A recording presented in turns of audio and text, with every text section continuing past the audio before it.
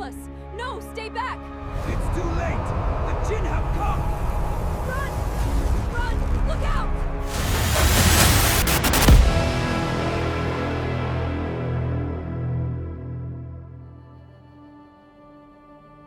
History is often written in gold, but the truth is usually found in the shadows of the heart. To understand the story of the Queen of Sheba, we must first look past the legend and into the architecture of the soul. In the ancient lands of Yemen, there stood a civilization that had mastered the earth. They were not primitive, they were architects of the impossible, a people who had harnessed the desert and turned it into a garden of emerald and spice. At the center of this world was a woman named Balqis. But this is not just a story of a queen, it is a story of a throne. In the Quran, the throne of Balqis is described with a specific and heavy term, Arshun Azim, a great throne. To understand the weight of this chronicle, we must first understand what that throne represented to the ancient world. It was a structure 80 yards long and cased within 7 locked castles, each guarded by the finest steel and the most loyal warriors of the Sabaean Empire. It was studded with pearls the size of eggs, rubies that glowed like embers, and emeralds that seemed to hold the very essence of the forest. To the people of Sheba, this throne was not just furniture, it was the anchor of their reality. It represented security, legacy, and the ultimate achievement of human hands. It was the physical manifestation of their ego, a symbol that they had conquered the material world and had no need for anything beyond what they could touch and see. But there was a sickness in the foundation of this empire. These people, despite their brilliance and their engineering marvels, prostrated to the sun. They worshipped the light they could see, while remaining blind to the source of the light. They were prisoners of the material world, locked inside 7 layers of gold, thinking they were free. They lived in a cycle of adoration of the created. They saw the sun as the giver of life, not realizing it was merely a servant of a higher decree. They were successful in the world, but they were bankrupt in the spirit. As the great Imam Ghazali taught us in his Reflections on the Heart, the human soul is like a mirror. If it is turned toward the mud of the earth, it reflects only the mud. The people of Sheba had turned their mirrors toward the sun, a created object, forgetting the Creator. Their great throne was a distraction, a heavy weight that kept their souls pinned to the dust. It was a gilded cage.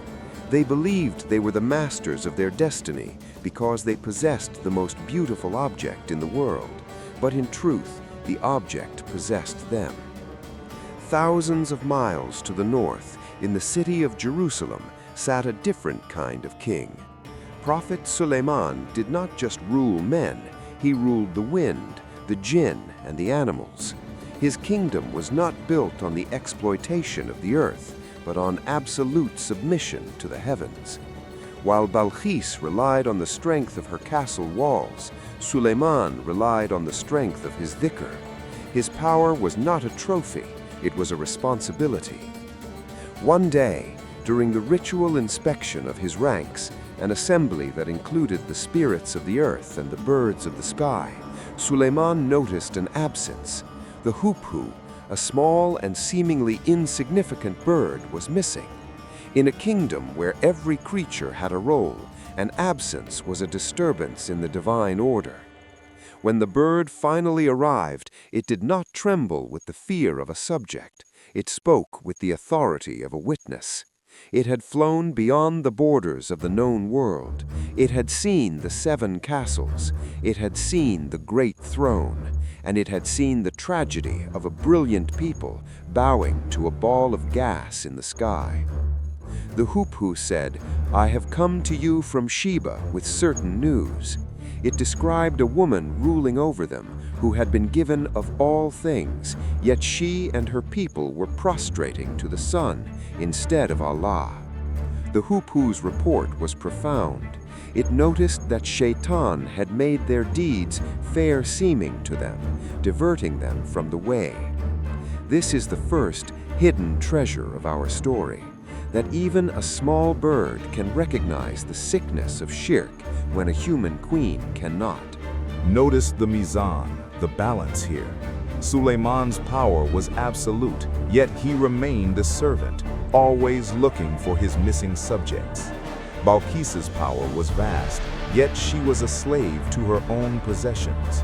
The Hupu's report was the first crack in the 7 castles. It was the moment the divine truth began to invade the material illusion. Sulayman did not immediately declare war.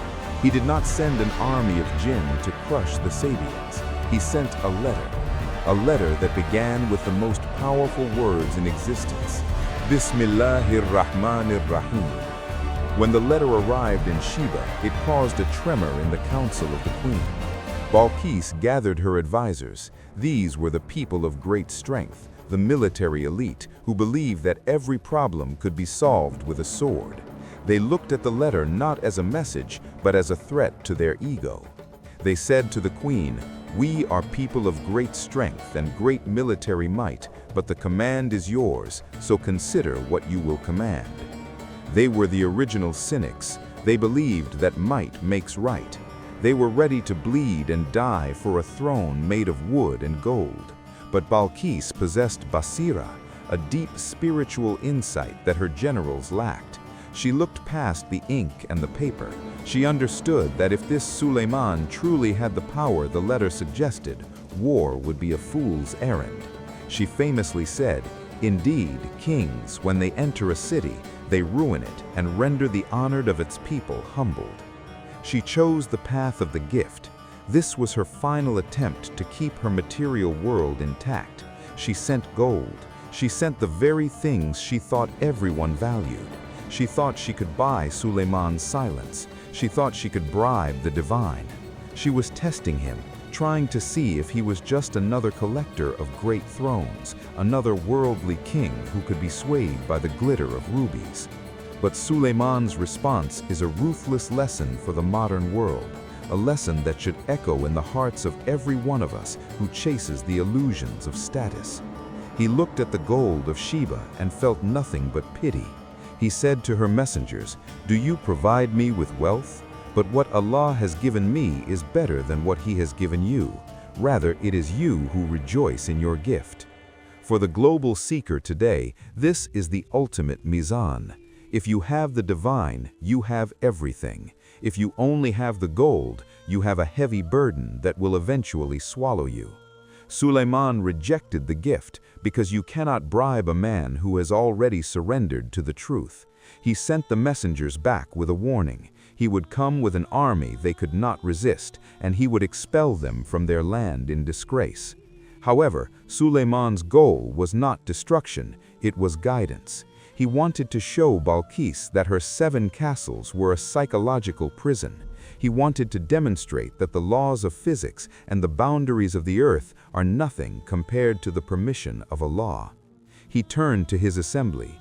"O chiefs, which of you will bring me her throne before they come to me in submission?" He wanted the throne moved before she arrived, to show her that her most guarded possession was easily taken by those who know the Creator. An Ifrit from among the jinn, a being of immense physical power, offered to bring it before Sulayman could rise from his seat.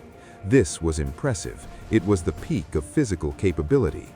But then a man spoke, a man who was not a jinn, but a man who had knowledge of the book. Some say this was his vizier, Asaf bin Barkia. This man did not use muscle, he used the greatest name of Allah. He said, "I will bring it to you before your glance returns to you." In the time it takes for a human eye to blink, 80 yards of ruby and gold were transported across a continent. The throne that sat behind 7 locked gates in Yemen was now standing in the court of Jerusalem.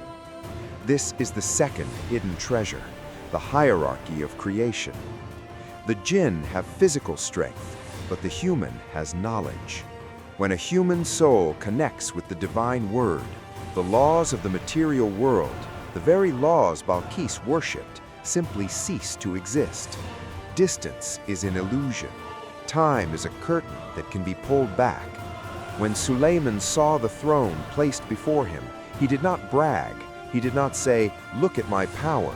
He said, "This is from the favor of my Lord, to test me whether I will be grateful or ungrateful." This is the mark of the true scholar king. Every miracle is a test. Every gift is a responsibility. Then Sulayman ordered the throne to be altered. "Disguise her throne for her. We will see whether she will be guided or will be among those who is not guided." He wanted to see if she could recognize the truth when it was veiled. When Balqis arrived, she was asked the question, "Is your throne like this?" Her answer was a masterclass in intellectual honesty and spiritual readiness. She did not say yes because she knew it was in Yemen. She did not say no because she saw it with her own eyes. She said, "It is as though it were the very one." This answer showed that she was ready for the final lesson. She was starting to realize that her senses, the things she had relied on her whole life, were no longer enough to navigate this new reality. Finally, she was led to the Sar, the palace of glass. This was the final blow to her ego. Sulayman had built a floor made of crystal glass with water flowing beneath it. As Balqis entered the hall, she saw what appeared to be a deep pool of water. To save her garments from being soaked, she lifted them, exposing her legs. Sulayman stopped her and said, "It is a palace paved smooth with glass." In that single moment, the 7 castles of Sheba finally fell in her heart. The glass represents the world, the dunya. To the ignorant, the world looks like water, something solid, something you can drown in, something that demands your physical attention. But to those with basira, the world is glass. It is transparent. It is meant to be looked through, not looked at. Balqis realized that she had spent her life worshiping the sun, the thing she could see, while missing the glass, the invisible reality that allowed her to see in the first place. She had been fooled by the surface of things. She had been a queen of shadows. She finally understood that Sulayman's power was not about the birds or the jinn or the glass floor. It was about the one who allowed the glass to exist. She did not just surrender to a king. She surrendered her ego. She looked up and said, "My Lord, indeed I have wronged myself, and I submit with Sulayman to Allah, Lord of the worlds." She went from being a queen of a material empire to being a servant of the eternal kingdom. She left behind the pearls and the rubies of her great throne and found the true jewel of faith. She realized that the greatest castle is the one built inside the heart, and the only throne worth keeping is the one that bows to the Creator. The story of Balqis is not a fairy tale from the past. It is the story of every soul in the modern world. We are all surrounded by 7 castles of distraction. We are all obsessed with our great thrones, our careers, our digital status, our material comforts. We are all standing at the edge of the glass floor, terrified of getting our feet wet, lifting our skirts to avoid an illusion, not realizing that the water is a shadow and the truth is right beneath us. We worship the sun because it is bright, forgetting the one who created the light. We focus on the gifts and forget the giver. But like Balqis, we are all invited to the palace of glass. We are all invited to look past the surface and see the transparent nature of this life. The question for you is this: is your heart focused on the gold of the throne or the knowledge of the book?